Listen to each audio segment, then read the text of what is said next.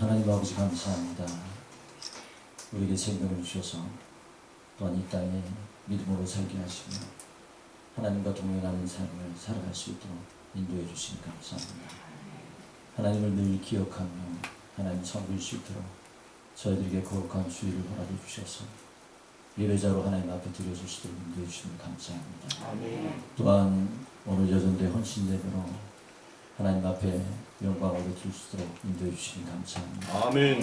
하나님의 말씀을 통해서 하나님을 기쁘시 하는 섬김이 어떤 섬김인지 더 깊이 깨닫고 하나님 기뻐하시는 귀한 헌신이 있을 수 있도록 인도하여 주옵소서. 모든 걸 주님께 의탁합니다. 예수님의 귀하신 이름으로 기도드리옵나이다. 아멘. 설교 시작하는 시간이 되었다는 사인입니다. 제가 미산교회 와보면 참 이 도시교회보다도 찬양이 더 살아있는 것 같아요.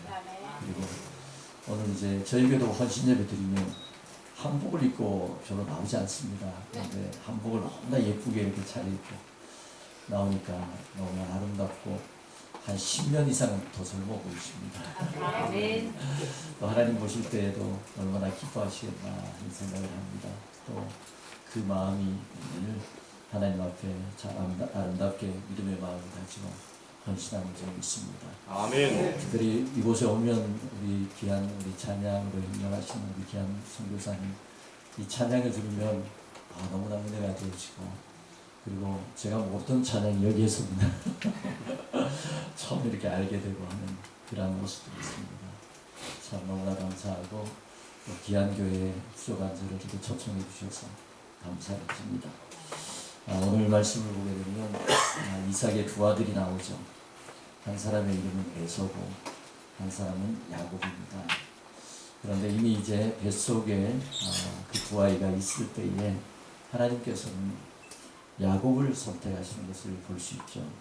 그 위에 말씀을 우리가 보게 되면 21절부터 우리가 한번 보시면 이삭이 그의 아내가 임신하지 못함으로 그를 위하여 여호와께 간구하며 여호와께서 그의 간구를 두셨으므로 그의 아내 리브가가 임신하였더니 이랬습니다. 그리고 그 아들들이 그 태 속에서 서로 싸웠다라고 말씀하고 있죠. 그래서 리브가가 어찌할꼬 하고 가서 여호와께 묻자오는데 여호와께서 그에게 이르시되 두 국민이 내 태중에 있구나. 두 민족이 내 복중에서부터 나누리라. 이 족속이 저 족속보다 강하고 큰 자가 어린 자를 섬기리라 하고 있습니다. 야곱이 뒤에 태어나죠. 그러니까 에서가 먼저 태어납니다. 그래서 에서가 사실 큰 자입니다. 근데 야곱은 이제 작은 자인데 그런데 하나님께서는 작은 자 야곱을 선택하셨습니다. 그러니까 아브라함에게 하나님께서 큰 민족을 이루어주겠다 해서 아브라함을 부르시죠. 그리고 이제 아브라함에게 100세의 아들을 주십니다. 이삭을 주시는데 그 가정 속에서 이 아브라함은 사실 하나님의 그 말씀을 따라서 쭉 쫓아왔지만 100세가 되는데도 아이가 없는 상태에서 창세기 16장을 보면 사실 이 아브라함이 그동안 말씀을 따라서 쭉 이렇게 쫓아오다가 사라의 그 아내의 말을 듣고 사실 첩을 두게 되죠. 하갈을 물론 이제 애굽으로 내려갔다가 데려온 그런 여종입니다.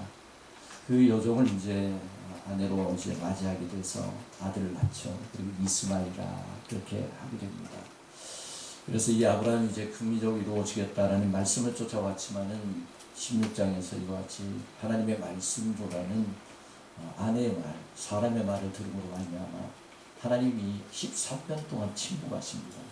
그러니까 하나님이 나타나지 않으세요. 왜냐하면 이 당시에 보면 아브라함은 하나님께서 말씀하신 대로 쭉 따라왔잖아요. 갈대우르라는 곳에서 하나님께서 하란으로 가게 하시고 하란에서 가나안 땅으로 가게 하시는데 그 과정 속에서 아브라함은 갈 바를 알지 못하고 갔다라고 말씀을 하고 있죠. 그러면 그 먼 거리를 이제 갈 때마다 하나님께서 말씀하지 않으시면 사실 어디로 가야 될지 모르잖아요. 예를 들면 두 갈래 길 나오면 침을 튀겨가지고 이쪽으로 갈까 저쪽으로 갈까 그거는 아니잖아요. 그러니까 하나님이 그때마다 나타나셔서 말씀하시고 그리고 이 아브라함을 가나안 땅으로 약속의 땅으로 이끌어 오셨다는 것입니다. 그러니까 말씀을 쫓아서 왔습니다. 그런데 이제 16장에서 이와 같이 하나님의 말씀보다는 자기 형편과 상황을 보면서 아내의 말을 더 귀담아 듣습니다. 그래서 하나님이 섭섭해서 그래서 13년 동안 침묵합니다. 그리고 나서 17장에 이제 1절에 보게 되면 아브라함을 전능하신 하나님 엘사다의 하나님이 다시 나타나셔서 하신 말씀이 뭐라고 이야기하냐면 행하여 완전하라. 그렇게 말씀을 합니다. 이 완전하라는 이 단어는 이제 원어로 이제 탐이라는 단어를 쓰고 있는데 네가 내가 요구하는 내 기준에 합격하지 못했다는 거예요. 자, 그런데 오늘 말씀을 보시면 우리가 27절에 그 아이들이 장성함에 그랬습니다. 에서는 익숙한 사냥꾼이었으므로 들 사람이 되고 야곱은 조용한 사람이었으므로 장막에 거주했다라고 말씀합니다. 자, 분명히 하나님께서 이 뱃속에 두 아들이 있을 때에 하나님께서 작은 자 야곱을 선택하십니다. 그런데 태어났을 때에 이름을 야곱이라 이름을 짓죠. 그런데 야곱이라는 이름의 뜻은 그렇습니다. 뭐 발꿈치를 잡은 자, 또 속이는 자, 참탈한 자, 이제 그렇게 이제 뜻이 있습니다. 그래서 우리는 보통 야곱을 그렇게 생각합니다. 참 이렇게 사기꾼이나 좀 속이는 자라 그렇게 이제 생각합니다. 또 여기 보면 조용한 사람이다 하니까 지금 에서와 비교해서는 조용한 사람이다. 또 장막에 거주했다고 하니까 참 여성스러운 그런 사람이었다. 그렇게 생각을 합니다. 그런데 제가 이제 조금 전에 아브라함의 예를 들었잖아요.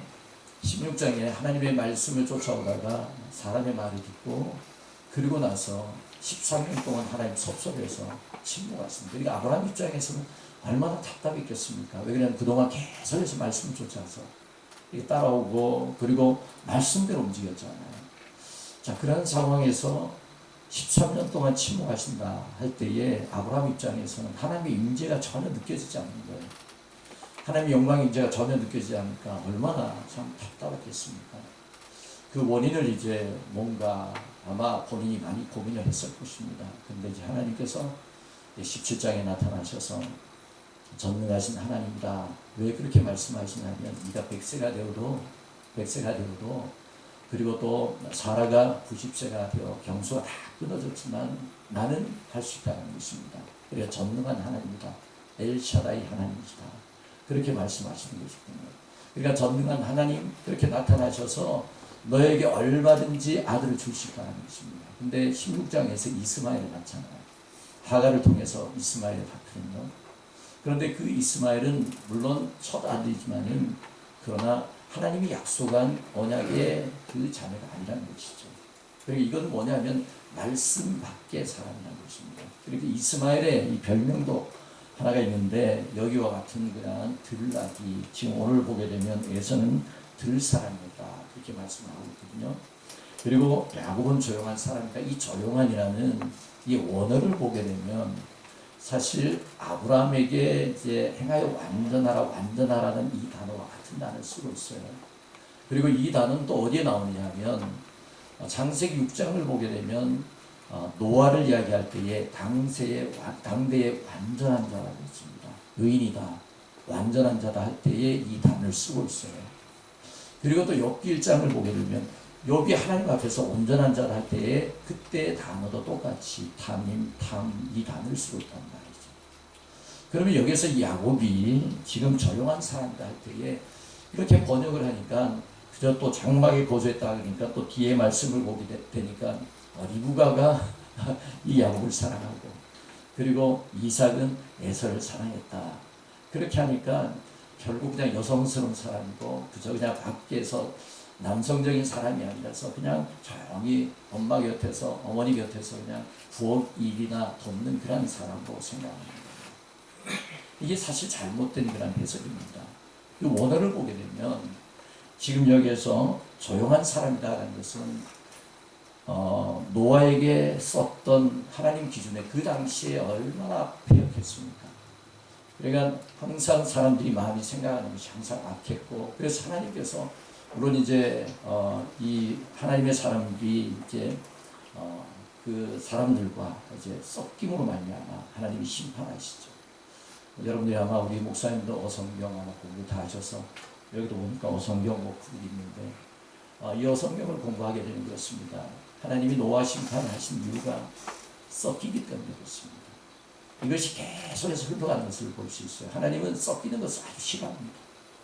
하나님의 백성들은 하나님 말씀에 온전히 순종하면서 그렇게 살아야 되거든요. 타협하면 안 되는 것입니다. 썩기는 안 되는 거예요.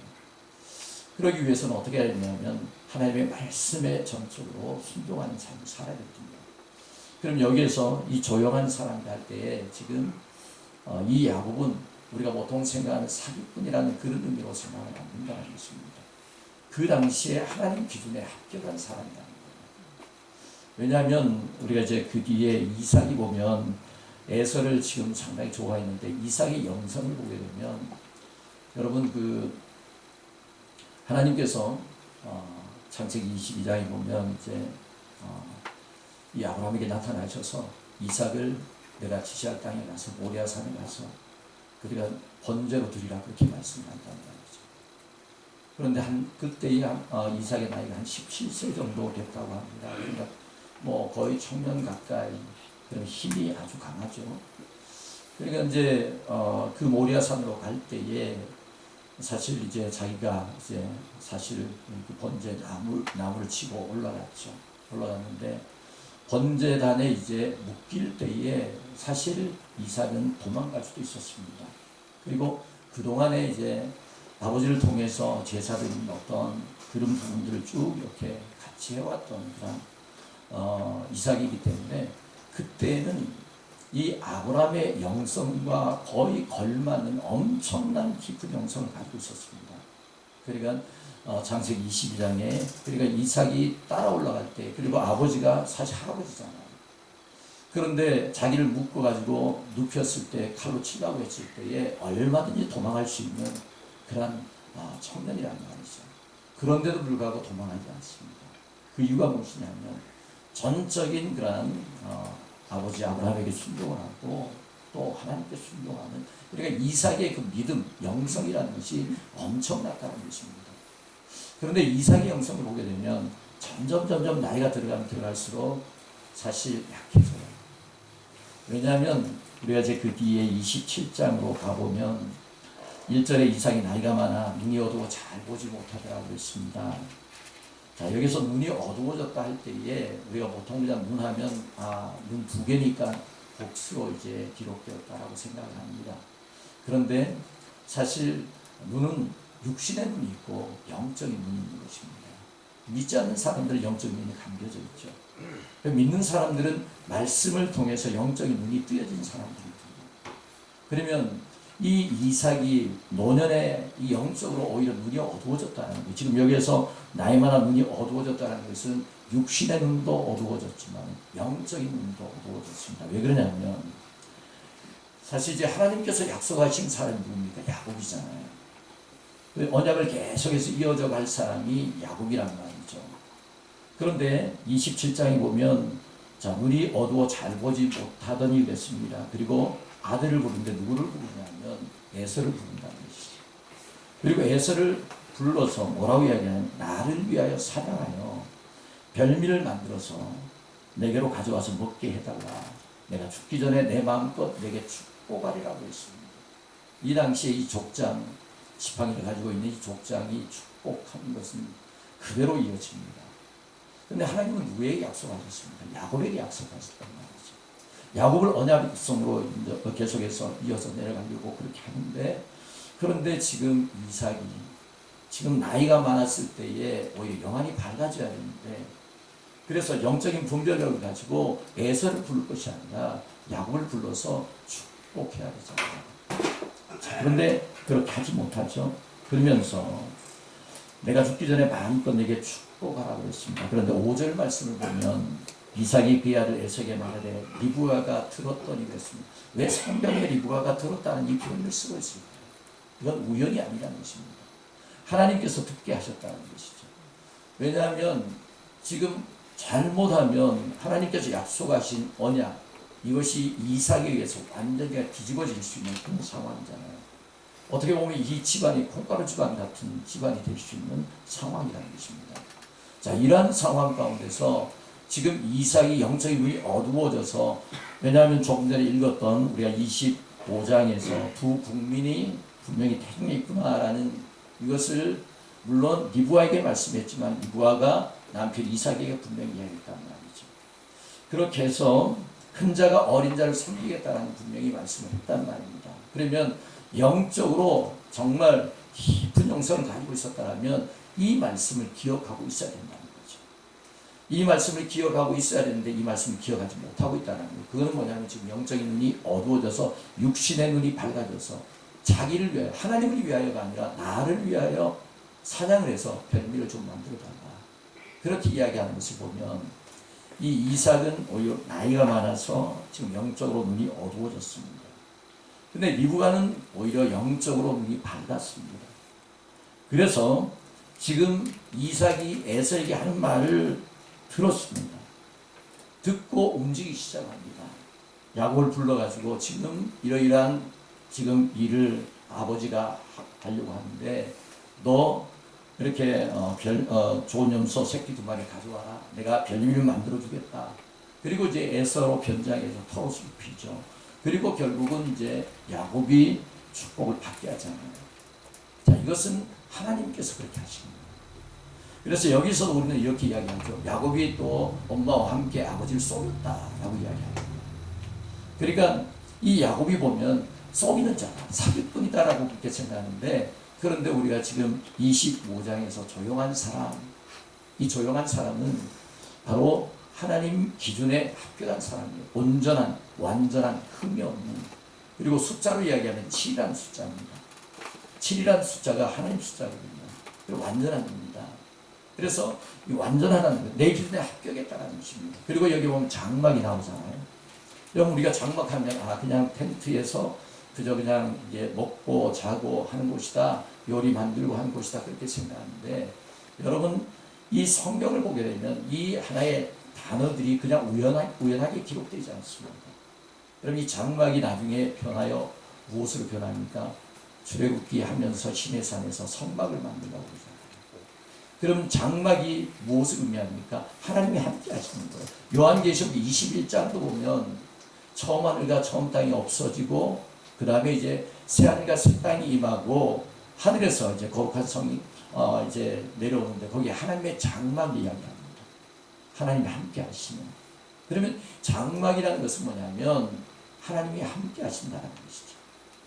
여러분 요한복음 1장에 보면 태초에 말씀이 계시냐, 이 말씀은 하나님과 함께 계셨고 이 말씀은 곧 하나님이시라면서 14절에 보면 말씀이 육신이 되어 우리 가운데 거하시게 됐습니다. 거하신다라는 장막을 치신다라는 거예요. 하나님이신 예수님이, 말씀이신 그분이 이 땅에 사람의 몸으로 오셔서 사람과 함께 하신다는 것이죠. 그리고 성막도 출애굽 시내산에 이제 오게 하셔서 거기서 이제 언약을 맺으시고 세우시고 그 다음에 법을 주시잖아요. 그리고 성막을 만들게 하신단 말이죠. 근데 성막을 만들게 하신 이유가 무엇이냐면 하나님이 직접 하나님의 백성들과 함께하기 위해서 성막을 만들게 하신 것입니다. 그래서 샤켄하신 하나님, 그렇죠. 그러니까 그리고 신약에 와서는 그 하나님이 이제 우리 안에 들어와 계십니다. 내주하신 하나님, 장막을 치고 우리 안에 들어와 계시잖아요. 여러분 안에 예수님을 영접함으로 말미암아 여러분 마음속에 누가 계십니까? 하나님이 계시잖아요. 주님이 계시잖아요. 그걸 믿는 자에게, 믿음으로 내 안에 계시다고 믿는 자에게 그 안에 계시는 것입니다. 자, 그래 함께 하시는 것이다. 그래서 이 장막이라는 건 뭐냐면 그냥 엄마와 함께, 어머니와 함께 그냥 부엌에 살림을 뿌리는 어떤 그런 의미로서 이 장막을 표시한 것이 아니라, 조용한이라는 이 단어를 우리가 생각하면 이 야곱은 어릴 때부터 이삭 아버지 영성이 대단했잖아요. 물론 나중에는 이제 영성이 좀 이렇게 해서 하나님이 말씀하신 약속도 잊어버리고 큰일 칠 뻔했죠. 그렇지만 나중에 물론 이삭은 또 돌아오게 됩니다. 자, 그런데 어쨌든 이런 상황 가운데서 지금 야곱은 조용한 사람이었다. 장막에 거주했다. 그 다음에 이제 에서는 익숙한 사냥꾼이었다 할 때에 들 사람이었다, 그렇게 말씀을 하고 있습니다. 이건 뭘 의미하냐면, 여러분 들나기 하면 길들여지지 않은 낙이잖아요. 그러니까 아브라함이 이스마엘을 낳았을 때에 그 이스마엘의 별명이 들락입니다. 들락이라는 것은 뭐냐면 길들여지지 않는 그러한 가축이라는 것이죠. 그러니까 길들여지지 않으니까 사람이 함부로 이렇게 어떻게 다룰 수 있는 그러한 짐승이 아니라는 것입니다. 그럼 여기에서 이 에서가 들사람이다 할 때에 이 들사람은 뭐냐면 하나님 말씀에 길들여지지 않은 사람이라는 거예요. 그리고 말씀과 상관없이 자기의 생각대로 자기 중심대로 살아가는 사람이다라는 것입니다. 그러니까 말씀에 길들여지지 않으니까 어떤 삶을 살아가겠습니까? 교만한 삶을 살아가죠. 여러분 예수님께서 이 땅에 오셔서 이제 마지막 예루살렘 입성하실 때에 그때에 무엇을 타셨습니까? 나귀 새끼를 타셨습니다. 그것도 나귀 중에 새끼를 타셨다. 사실 어울리지 않습니다. 원래 그 당시에 왕은 말을 타야 되는 것입니다. 그런데 나귀 새끼를 탔다. 왜?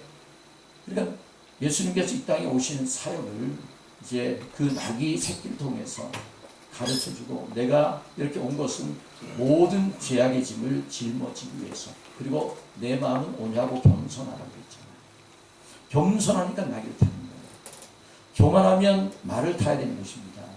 자, 그런데 에서는 지금 들에서 사냥하는, 어떻게 보면 우리가 사람으로 생각하면 아주 호감이라는, 예를 뭐 하나의 사유를 삼고 싶다, 딸을 가지고 있으면 에서와 같은 사람을 딸을 삼고 싶어 하겠죠. 왜냐하면 뭐 남자답잖아요. 그리고 나가서 사냥도 하고 그렇게 하는데 이 사람은 언약 밖의 백성이라는 것입니다.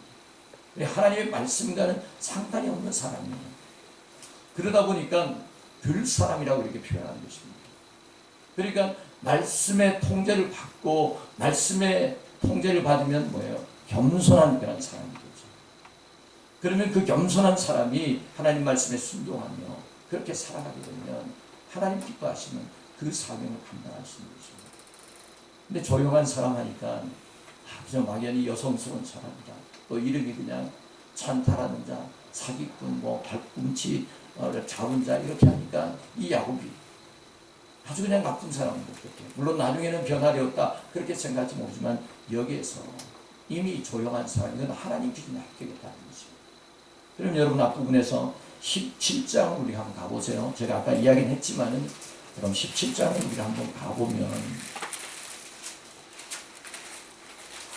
자 1절 말씀 속에 보면 아브라함이 99세 때에 여호와께서 아브라함에게 나타나서 그에게 이르시되 나는 전능한 하나님이다. 그러니까 엘샤다이 하나님이라는 거예요.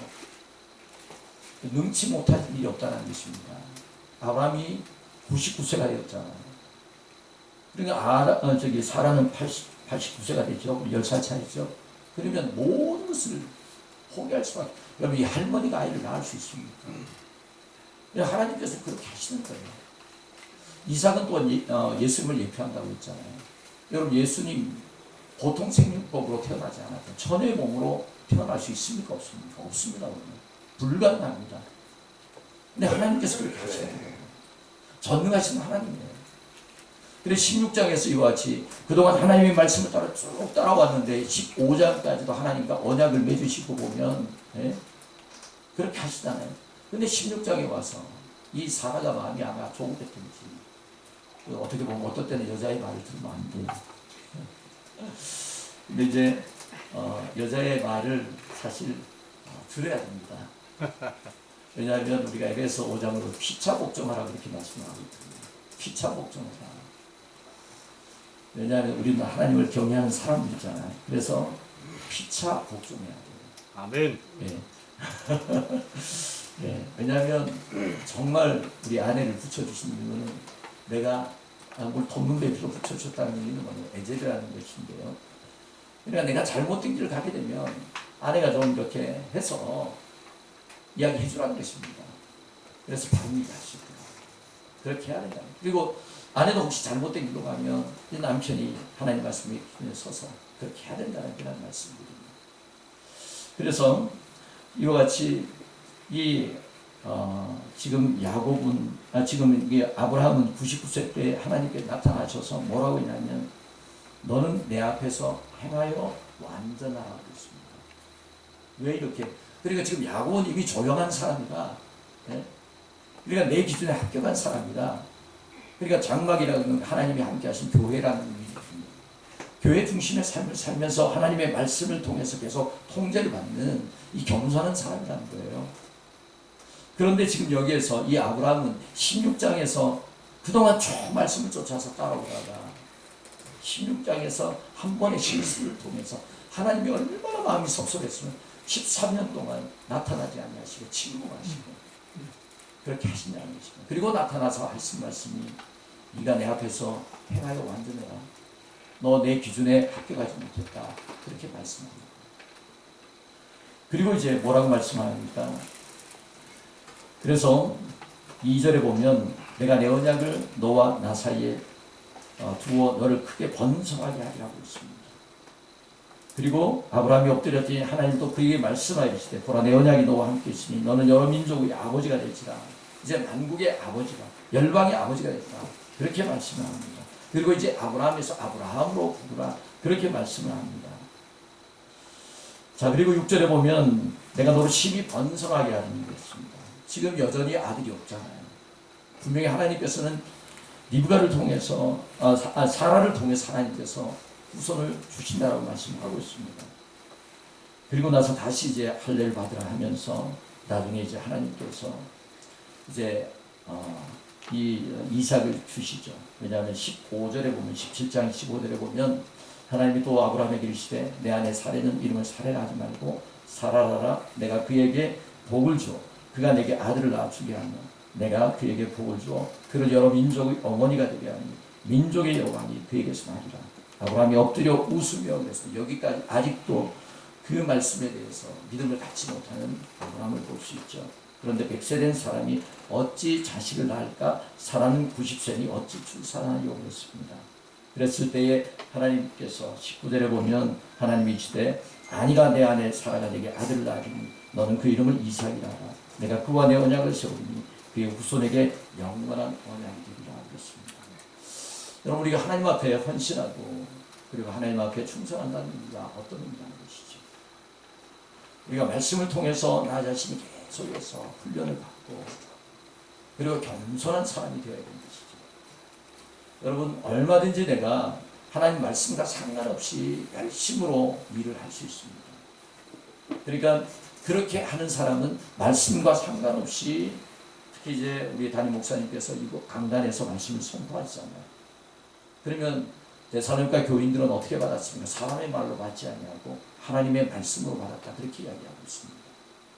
2장 13절에 보면 자 그러면 이곳에서 물론 뭐 세상 이야기하고 그냥 뭐 자기 어떤 경험담 이야기하면 그러면 하나님의 말씀을 안 받아도 괜찮아요.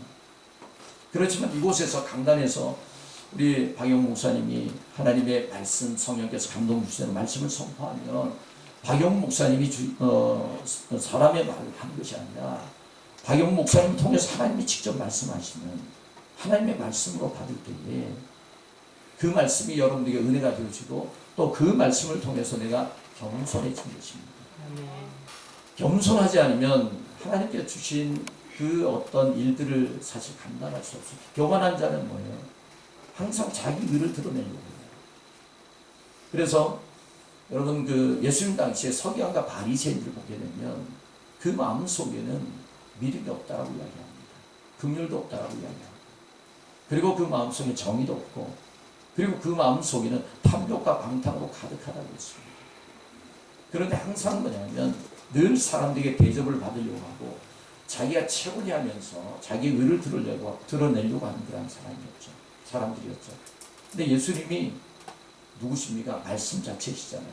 내가 곧 길이요 진리요 생명이니 내가 진리라고 말씀하죠. 진리신 그분 메시아잖아요. 사실 서기관과 바리새인들 하면 그 모세 오경에 대해서 사실 해박한 지식을 가진 사람들이죠. 줄줄줄 암송하는 사람입니다. 그리고 메시아가 분명히 오실 것을 알고 있는 사람들이에요. 그런데 메시아가 왔는데도 불구하고 그 앞에 있는데도 불구하고 예수님께서 마태복음 23장에 보면 맹인이라고 이야기합니다. 눈먼 자라고 이야기합니다. 그리고 또 그들의 마음속에는 믿음이 없다라고 이야기합니다. 그들 마음속에 누가복음 16장에 보면 그 마음속에는요 뭐가 있느냐 하면 돈 사랑하는 그러니까 그 마음속에는 자기에 대한 믿음과 그리고 또한 자기를 사랑하는 그리고 돈을 사랑하는 그 마음이 가득한 거예요. 그래서 교만한 거죠. 메시아의 분명히 진리 자체이신 그분이 와서 말씀을 전하는데도 그 말씀을 받아들이지 않습니다. 그리고 오히려 거부합니다. 믿지 않습니다. 오히려 대적해서 나중에 결국은 죽게 되죠. 그 핏값을